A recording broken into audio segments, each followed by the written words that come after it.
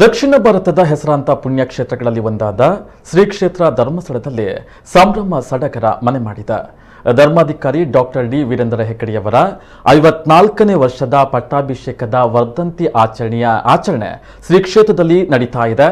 ಈ ಹಿನ್ನೆಲೆಯಲ್ಲಿ ದೇವಸ್ಥಾನ ಮತ್ತು ಬೀಡನ್ನ ತಳಿರು ತೋರಣಗಳಿಂದ ಶೃಂಗಾರ ಮಾಡಲಾಗಿದೆ.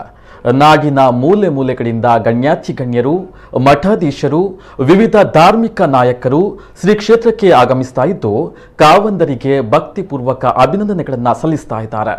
ನಮ್ಮ ಕುಡ್ಲ ವಾಹಿನಿಯ ಪರವಾಗಿ ವಾಹಿನಿಯ ಸಿಒಒ ಕದ್ರಿ ನವನೀತ ಶೆಟ್ಟಿ ಅವರು ನಮ್ಮ ಕುಡ್ಲ ವಾಹಿನಿಯ ಪರವಾಗಿ ಡಾಕ್ಟರ್ ಹೆಗ್ಗಡೆ ಅವರನ್ನ ಗೌರವಿಸಿದ್ರು. ಈ ಸಂದರ್ಭ ವಾಹಿನಿಯೊಂದಿಗೆ ಮಾತನಾಡಿದ ಡಾಕ್ಟರ್ ಹೆಗ್ಗಡೆ ಅವರು, ಕಳೆದ 53 ವರ್ಷಗಳ ಜನಸೇವೆ ನನಗೆ ತೃಪ್ತಿಯನ್ನ ತಂದಿದೆ. ಅನ್ನದಾನ, ವಿದ್ಯಾದಾನ, ಔಷಧ ದಾನ, ಅಭಯದಾನಗಳು ಹೊಸ ಆಯಾಮದೊಂದಿಗೆ ಜನರಿಗೆ ಶ್ರೀ ಕ್ಷೇತ್ರದ ಭಕ್ತರಿಗೆ ತಲುಪಿಸಿದ ಸಂತೃಪ್ತಿ ಇದೆ. ಇದಕ್ಕೆ ಸಹಕಾರ ನೀಡಿದ ಕುಟುಂಬ ವರ್ಗ, ಆಡಳಿತ ಮತ್ತು ನೌಕರ ವರ್ಗವನ್ನ ಹೆಗ್ಗಡೆ ಅವರು ಸ್ಮರಿಸಿದರು.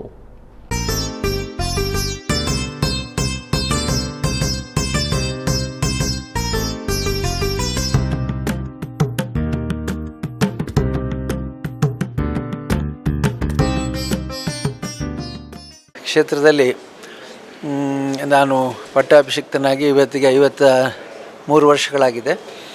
ಹಾಗಾಗಿ ನನಗೆ ನಮ್ಮ ಕ್ಷೇತ್ರದಲ್ಲಿ ಮಂಜುನಾಥ ಸ್ವಾಮಿಯ ಮತ್ತು ಧರ್ಮದೇವತೆಗಳ ಸೇವೆ ಮಾಡುವಂಥ ಅವಕಾಶ ದೊರಕಿದೆ. ಅದ್ರ ಜೊತೆಗೆ ಹಿಂದಿನ ಪರಂಪರೆಯಂತೆ ಅನ್ನದಾನ, ವಿದ್ಯಾದಾನ, ಔಷಧದಾನ ಮತ್ತು ಅಭಯದಾನಗಳ ಪರಂಪರೆಯನ್ನು ಬೆಳೆಸಿದ್ದು ಮಾತ್ರ ಅಲ್ಲದೆ ಅದಕ್ಕೆ ಹೊಸ ಆಯಾಮವನ್ನು ಕೊಟ್ಟಂಥ ತೃಪ್ತಿ ನನಗಿದೆ. ಹೊಸ ಆಯಾಮಗಳು ಅಂತಂದರೆ ಹೊಸ ರೀತಿಯಲ್ಲಿ ಜನತೆಗೆ ಈ ಕಾರ್ಯಕ್ರಮಗಳನ್ನು ಯಶಸ್ವಿಯಾಗಿ ಮುಟ್ಟಿಸುವಂಥದ್ದು ನಮ್ಮ ಒಂದು ವಿಶೇಷವಾದಂಥ ಸಂಕಲ್ಪ ಆಗಿತ್ತು. ನಾನು ಆಗಷ್ಟೇ ಕಾಲೇಜು ಮುಗಿಸಿ ಪಟ್ಟಕ್ಕೆ ಏರಿದ್ದರಿಂದ ಆಧುನಿಕತೆಯ ಸ್ಪರ್ಶ ಇತ್ತು, ಆಧುನಿಕತೆಯ ಚಿಂತೆ ಇತ್ತು. ಹಾಗಾಗಿ ಜನರ ನನ್ನ ಜೊತೆಗೆ ಸ್ಪಂದಿಸಿದರು, ನಮ್ಮ ಸಿಬ್ಬಂದಿ ನನ್ನ ಜೊತೆ ಸ್ಪಂದಿಸಿದರು. ಹಾಗಾಗಿ ವ್ಯಾಪಕವಾದ ಸೇವೆ ಮಾಡೋದಕ್ಕೆ ಅವಕಾಶ ನನಗೆ ದೊರಕಿತು ಅನ್ನೋ ಸಂತೋಷ ಇದೆ, ತೃಪ್ತಿ ಇದೆ. ಇನ್ನು ಮುಂದೆಯೂ ಸೇವೆ ಮಾಡೋ ಅವಕಾಶ ಸ್ವಾಮಿ ನನಗೆ ಕೊಡಲಿ ಅಂತೇಳಿ ಆಶಿಸ್ತೀನಿ.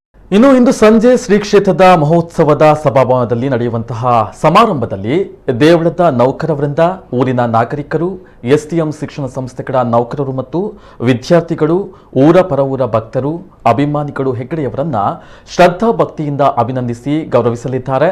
ತುಮಕೂರಿನ ನಿವೃತ್ತ ಜಿಲ್ಲಾಧಿಕಾರಿ ಸಿ ಸೋಮಶೇಖರ್ ಅಭಿನಂದನಾ ಭಾಷಣವನ್ನು ಮಾಡಲಿದ್ದಾರೆ. ಬಳಿಕ ಡಾಕ್ಟರ್ ಹೆಗ್ಗಡೆಯವರು ಮುಂದಿನ ವರ್ಷದ ಯೋಜನೆಗಳನ್ನು ಪ್ರಕಟ ಮಾಡಲಿದ್ದಾರೆ. ಹಿರಿಯ ನೌಕರರಾದ ಶುಭಚಂದ್ರರಾಜ ಮತ್ತು ತೋಟಗಾರಿಕಾ ವಿಭಾಗದ ಮುಖ್ಯಸ್ಥ ಬಾಲಕೃಷ್ಣ ಪೂಜಾರಿ ಅವರನ್ನ ಡಾಕ್ಟರ್ ಹೆಗ್ಗಡೆಯವರು ಸನ್ಮಾನಿಸಲಿದ್ದಾರೆ.